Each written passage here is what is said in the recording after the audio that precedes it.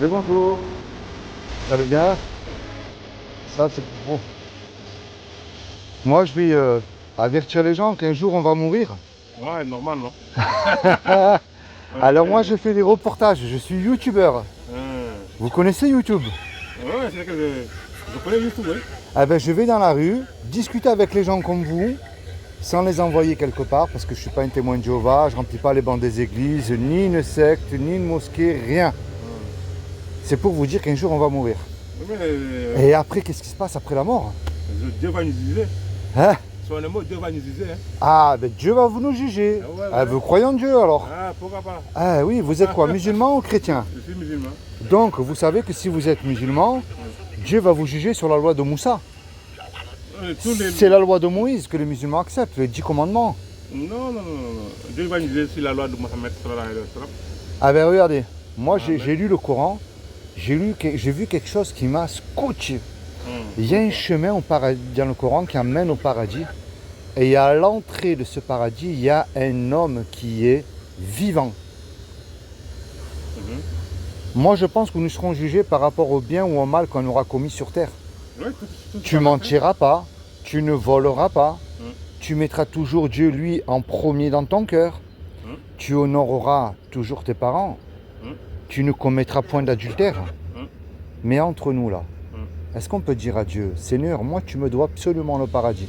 Depuis que je suis né, je n'ai jamais menti. Je n'ai jamais volé. J'ai toujours obéi à mes parents. J'étais toujours mis en premier dans mon cœur, moi, même quand tout allait bien.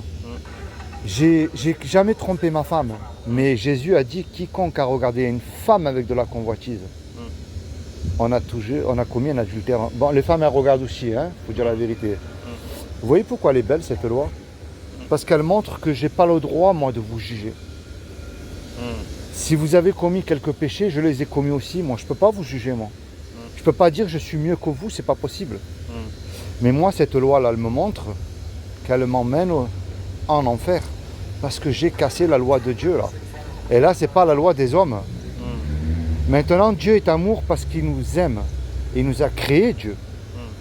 Un créateur, il aime ce qu'il crée, monsieur. Un musicien, il aime sa musique. Un mécanicien, ben, il aime le moteur. C'est aussi simple que ça, il n'y a rien de compliqué avec Dieu. Ah ben, Dieu ne veut pas nous punir, malgré que c'est le péché qui nous éloigne de Dieu. Parce que Dieu a horreur du péché. Mais il enverra bien le pécheur en enfer. Il y a 2000 ans, Dieu il a envoyé un homme qui s'appelle Issa, qui est Jésus. Et il a dit, quiconque croit que Jésus est ressuscité d'entre les morts, il aura la vie éternelle à mes côtés. Et je sais que les musulmans, ils croient en Jésus aussi. Ils savent qu'il est vivant, qu'il va revenir. Ah ouais. Eh ouais. Mais le problème, les démons aussi ils croient en Jésus. Hein. Et eux, ils tremblent. Hein. Alors moi, le but de ma démarche envers vous, monsieur, je ne remplis rien du tout. Ni un bâtiment, rien. La clé, c'est la repentance. Et je vous le dis avec amour et sagesse, ben, de vous repentir de vos péchés. Et de placer votre foi aussi, et de obéir à Jésus. Parce que le Coran, il dit qu'il faut obéir à Jésus. Imaginez tous les deux, là, on fait un braquage. On fait un braquage, on se fait attraper par la police nous dit tous les deux, je vous laisse le choix.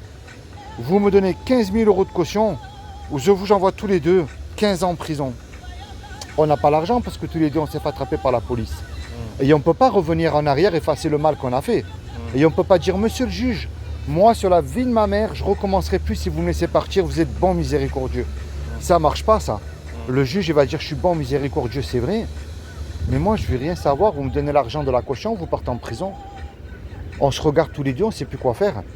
Mais il arrive tout à coup un homme qu'on ne connaît pas. Et cet homme-là, monsieur, par amour pour nous, il donne l'argent pour que nous soyons libres. Le juge, il est satisfait, lui, il nous libère. Mais imaginez-vous dans l'action, cet homme qui a donné l'argent pour vous, il vient vous voir en retour là. Vous allez lui dire merci, ce qui est normal. Vous n'allez pas lui cracher dessus, lui tourner le dos. Eh bien, c'est ce que Jésus a fait pour nous.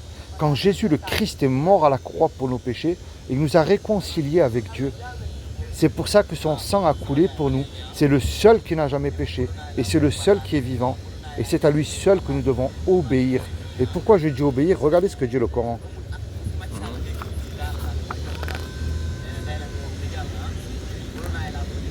Ça, c'est les sourates du Coran. On peut parler.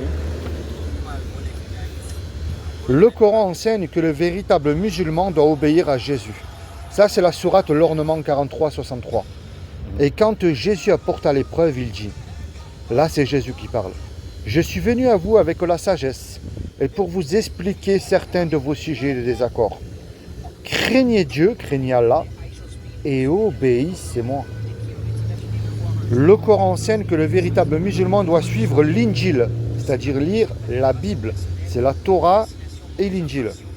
Et nous avons envoyé après eux Jésus, fils de Myriam, de Marie, pour confirmer ce qu'il y avait dans la Torah avant lui.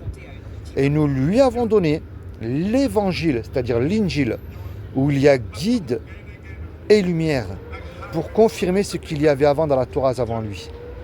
Et c'est un guide et une exhortation pour les pieux.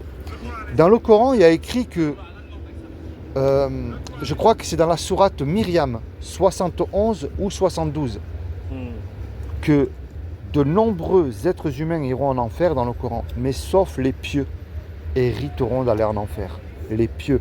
Et là, le Coran il dit que l'évangile c'est un guide et une lumière et une exhortation pour les pieux. Et ça c'est important.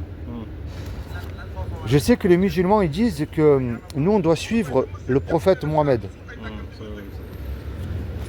Regarde ce que dit le Coran dans la sourate 3:55.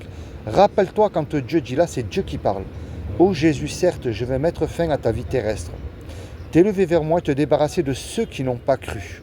Et mettre jusqu'au jour de la résurrection ceux qui te suivent. Il dit bien de ceux qui suivent Jésus, au-dessus de ceux qui ne croient pas. Puis c'est vers moi que sera votre retour, et je jugerai entre vous ce sur quoi vous vous opposiez, c'est-à-dire Jésus et la Bible. Alors moi, je vais te laisser ça, mon ami. Oui, c'est là, je lis. Je te laisse ça. Et je te laisse ça en souvenir aussi. Merci beaucoup. Ça s'appelle le saut, c'est à lire. C'est très intéressant. D'accord. Est-ce que tu sauterais d'un avion sans parachute et en plein vol? Bien sûr que non, parce que tu vas mourir. Mais un jour, toi et moi, on va mourir, on va faire le grand saut de la Tout mort. le monde va mourir. Tout le monde. C'est pas ça dans la- Mais la grande question, mon ami, est-ce que je suis sûr d'aller au paradis? Est-ce que je suis réconcilié avec Dieu? Est-ce que je lis la Bible comme le Coran me dit de faire? Est-ce que j'ai obéi à Jésus parce que le Coran me dit de lui obéir? Mais tout ça, c'est un volontaire. Hein. Si tu veux être normal, tu es normal. Si tu veux être, Eh oui, mais le plus important, mon ami, c'est Dieu. être normal. Tu sais, Ce que Dieu a dit, tu le fais, c'est tout. regarde, dans cette vie, tu vois bien que sur la terre, là, il n'y a plus rien qui tourne rond. Mais notre société, est-ce qu'elle reflète Jésus?